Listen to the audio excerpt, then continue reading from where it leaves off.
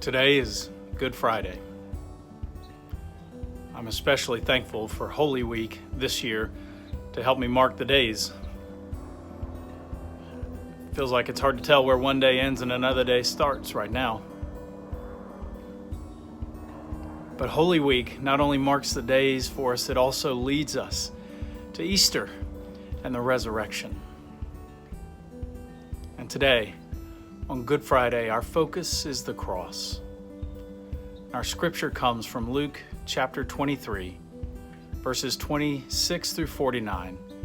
And I'm going to read that for us now.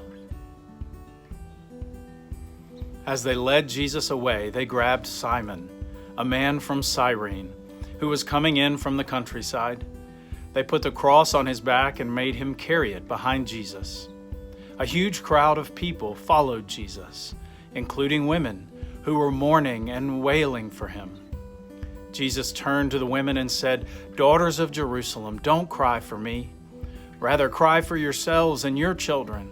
The time will come when they will say, 'Happy are those who are unable to become pregnant, the wombs that will never give birth, and the breasts that never nurse a child.'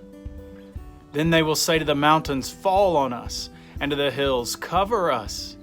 If they do these things when the tree is green, what will happen when it is dry?"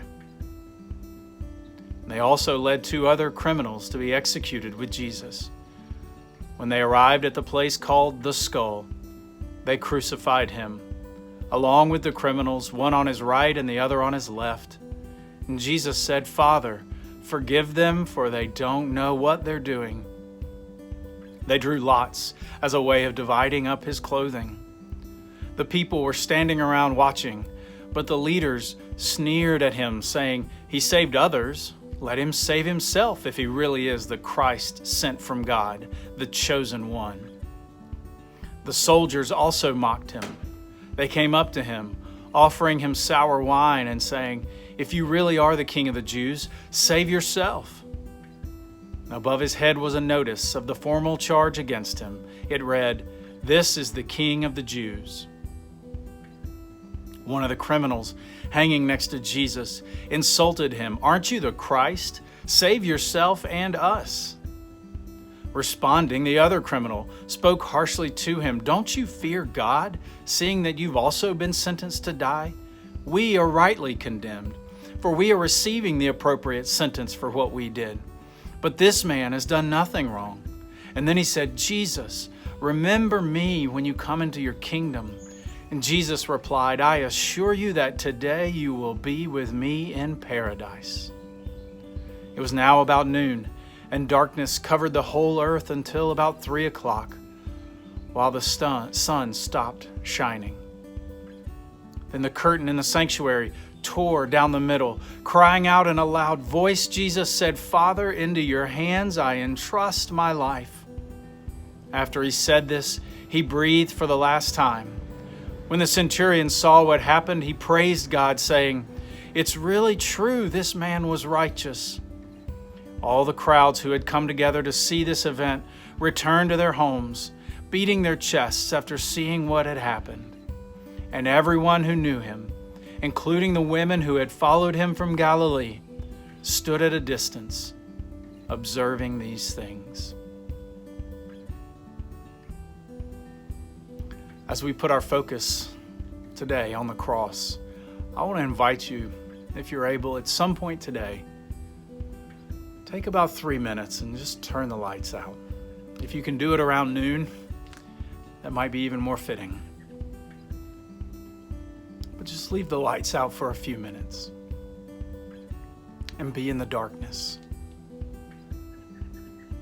Because we too stand at a distance today, a close distance to darkness and death. It can be difficult to sit in the darkness, to sit with the darkness and all that it holds: fear, uncertainty, doubt, death. In many ways, these days feel like a prolonged Good Friday.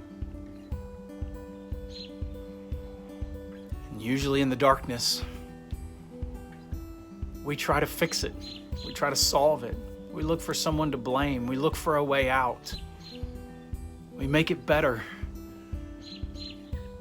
But today, Good Friday, is about sitting with the darkness,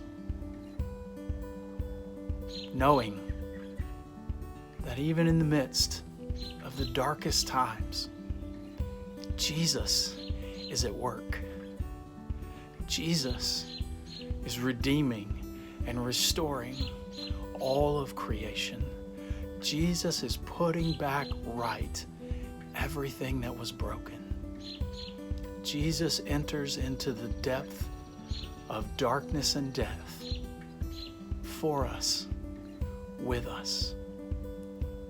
And no matter how dark it gets, no matter how dark the night is, we always know what's on the other side. That dawn is breaking. Life, a new day is coming.